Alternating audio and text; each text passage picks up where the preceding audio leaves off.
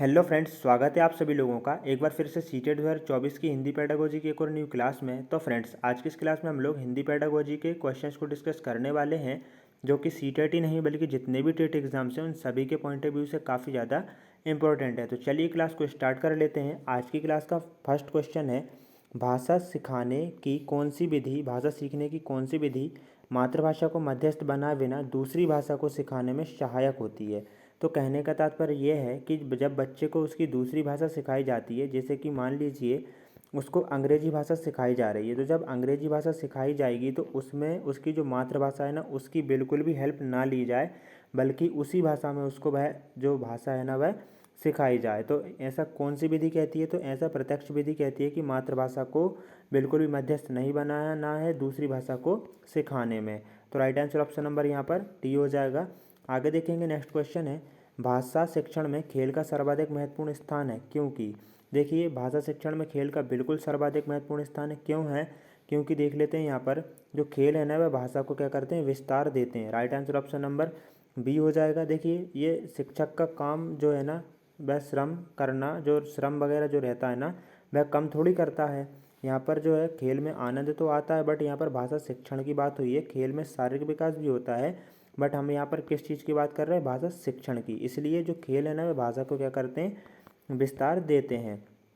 आगे देखेंगे next question को, पठन पाठन के अंत में ऐसे अभ्यास एवं गतिविधियाँ हों जो सरल भाषा वाले हों, बच्चों को स्वयं कुछ करने और सीखने का अवसर प्रदान करें, केवल पाठ से संबंधित हो। ऐसा कुछ नहीं है कि पाठ से ही संबंधित हो और सिर्फ सरल भाषा वाले ही क्यों हों। यहाँ पर देखेंगे फोर्थ ऑप्शन, पाठ पर बिल्कुल आधारित ना हो। अब जब पाठ पर आधारित ही नहीं होंगे तो बच्चा किस प्रकार से उनका आंसर दे पाएगा। तो हम यहाँ पर यह कह सकते हैं कि जो पठन पाठन के अंत में ऐसे अभ्यास और गतिविधियाँ हों जो कि बच्चों को स्वयं कुछ करने और सीखने का अवसर प्रदान करें, क्योंकि जब बच्चे स्वयं कुछ करेंगे तो वह काफ़ी अच्छी तरीके से सीखेंगे। आगे देखेंगे, नेक्स्ट क्वेश्चन है, एक प्राथमिक शिक्षक के रूप में आप सतत और व्यापक आकलन करते समय किसे सर्वोपरि मानते हैं? मान लीजिए आप एक प्राथमिक टीचर हैं, उस ठीक है, और आप सतत और व्यापक आकलन कर रहे हैं बच्चों का, तो आप सर्वोपरि किसे मानेंगे? क्या कठिन शब्दों का श्रुत लेखन करवाएंगे, सुनकर लिखना, हम आम भाषा में इसको इमला कहते हैं, तो ये तो बिल्कुल नहीं कराएंगे। नकल वगैरह, लिखित प्रश्न पत्र, देखिए प्राथमिक स्तर के बच्चे हैं, लिखित प्रश्न पत्र में ठीक है उन्हें काफ़ी ज़्यादा प्रॉब्लम होगी। पाठ से देखकर सुलेख करना या फिर नकल, यहाँ पर सीधी बात हो रही है नकल करना, ठीक है ना, तो ये नहीं करेंगे। बच्चों द्वारा विभिन्न संदर्भों में भाषा का प्रयोग करने की क्षमता जो है ना वह देखेंगे कि वह बच्चा किस प्रकार से अपनी भाषा का जो है ना प्रयोग करता है विभिन्न प्रकार की परिस्थितियों में, जब हम उसका व्यापक और सतत आकलन जो है ना सतत और व्यापक आकलन करेंगे। तो अब देखिएगा नेक्स्ट क्वेश्चन, प्राथमिक स्तर पर बच्चों की पठन क्षमता का आकलन करने में किस प्रकार की सामग्री सर्वाधिक महत्वपूर्ण होती है? बात हो रही है प्राथमिक स्तर पर पठन क्षमता का आकलन करने में हम लोग जो है ना सर्वाधिक जो महत्वपूर्ण सामग्री है उसको देखना है कौन सी हो सकती है। देखिएगा, आतंकवाद पर हम निबंध लिखवाएंगे नहीं, क्योंकि बच्चे हैं, ठीक है, क्या ही लिखेंगे वो। यदि थोड़ा बहुत जो है ना उनको आतंकवाद के बारे में पता भी होगा, बट हम यहाँ पर जो है ना उनकी पठन क्षमता का आकलन कर रहे हैं, उनके विचार किस प्रकार से जो है ना वह मतलब किस प्रकार से सोचते हैं चीज़ों के बारे में। बाल साहित्य की कोई संवादात्मक कहानी, पाठ्यपुस्तक, औपचारिक पत्र, तो देखिए ये हम कह सकते हैं यदि बच्चा 10 या 12 या 15 साल का होता तो हम ये चीज़ें करवा भी सकते थे, बट बच्चा प्राथमिक स्तर में है तो बाल साहित्य की कोई संवादात्मक कहानी उससे कहलवाएंगे, जिससे कि हम उसकी पठन क्षमता का आकलन भी कर सकते हैं। आगे देखेंगे, भाषा सीखने सिखाने के संदर्भ में गृह कार्य का क्या उद्देश्य होता है? सीधी सी बात है, जो होमवर्क दिया जाता है एक टीचर के द्वारा तो उसका क्या उद्देश्य होता है? तो उसका उद्देश्य क्या होता है? क्या उसके माता पिता को खुश करना? बिल्कुल भी नहीं।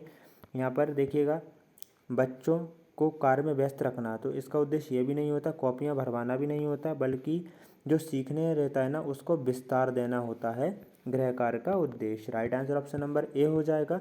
नेक्स्ट क्वेश्चन है, किसी भी भाषा पर अधिकार प्राप्त करने के लिए सबसे महत्वपूर्ण क्या है? यदि आपको किसी भी भाषा पर जो है ना अधिकार प्राप्त करना है या बच्चों को करना है तो उनको क्या करना पड़ेगा? उसे उस भाषा का व्याकरण जानना होगा, उसे भाषा का अधिक से अधिक प्रयोग करना होगा, उसे भाषा की बात संरचना जानना होगा, ठीक है ना, या फिर शब्दों का अर्थ जानना होगा। Right answer option number C हो जाएगा। यदि किसी भी भाषा पर अधिकार प्राप्त करना है तो उसे भाषा का अधिक से अधिक प्रयोग करना होगा। देखिए, जैसे कि आपकी और हमारी जो है ना जो मातृभाषा है, हम लोग उसमें किस प्रकार से निपुण होते हैं, परिपूर्ण होते हैं। क्यों? क्योंकि हम लोग उसका अधिक से अधिक प्रयोग करते आ रहे हैं बचपन से ही। इस प्रकार से बच्चों को भी जो भी भाषा सिखाना है ना उसमें प्रयोग करवाना पड़ेगा, ठीक है। उनके द्वारा जो है ना जो भाषा है ना उसका प्रयोग करना पड़ेगा। पढ़ने की संस्कृति के विकास के क्रम में खाली स्थान पठन को प्रोत्साहित किए जाने की आवश्यकता है। तो पढ़ने की संस्कृति के विकास के क्रम में जो है ना व्यक्तिगत पठन को प्रोत्साहित किए जाने की भी आवश्यकता यहाँ पर होगी। Right answer option number A है।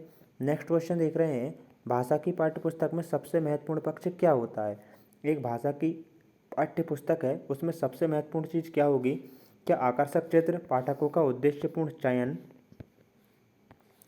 अभ्यास की बहुलता या फिर कागज की गुणवत्ता। Right answer option number B हो जाएगा, पाठकों का उद्देश्यपूर्ण चयन। देखिएगा कोई भी चीज़ हो उसमें यदि उद्देश्य होगा ना तो वह ठीक रहे, क्योंकि उद्देश्य ही तो काम किया जाता है ना। तो भाषा की पाठ्यपुस्तक में सबसे महत्वपूर्ण पक्ष होता है पाठकों का उद्देश्यपूर्ण चयन, जिससे कि यह उद्देश्य हो कि वह बच्चों के भाषा के विकास को उच्च स्तर तक ले जाए। आगे देखेंगे, नेक्स्ट क्वेश्चन है, पहली कक्षा में प्रवेश लेने से पहले आमतौर पर बच्चे पठन लेखन में दक्ष होते हैं। बिल्कुल होते हैं, वह अपनी स्व अभिव्यक्ति में दक्ष होते हैं, मतलब वह अपनी भाषा जानते हैं। आगे देखेंगे, नेक्स्ट क्वेश्चन है, प्राथमिक स्तर पर पढ़ने की क्षमता का आकलन करने की दृष्टि से सबसे अधिक महत्वपूर्ण क्या है। तो यहाँ पर देखिएगा प्राथमिक स्तर की बात हो रही है, पढ़ने की क्षमता का आकलन कि वह पढ़ रहा है, उस क्षमता का आकलन करने की दृष्टि से सबसे महत्वपूर्ण क्या है। अर्थ का निर्माण करना जो है ना वह सबसे महत्वपूर्ण यहाँ पर हो जाएगा कि वह किस प्रकार से अर्थ का जो है ना वह निर्माण कर रहा है। आगे देखेंगे, प्राथमिक स्तर पर बच्चों की भाषण क्षमताओं का विकास करने का क्या अर्थ है। प्राथमिक स्तर पर जो बच्चों की भाषण क्षमताएं रहती हैं उनका विकास करने का क्या अर्थ होता है। भाषिक संरचनाओं पर अधिकार, भाषा प्रयोग की कुशलता पर अधिकार, भाषा अनुकरण की कुशलता पर अधिकार, या फिर हम यूँ कहें भाषक नियमों पर अधिकार। तो यहाँ पर देखिएगा प्राथमिक स्तर पर बच्चों की भाषण क्षमताओं का विकास करने का अर्थ होता है भाषा अनुकरण की कुशलता पर अधिकार, क्योंकि देखिएगा वह अनुकरण के माध्यम से काफ़ी ज़्यादा चीज़ें सीखते हैं।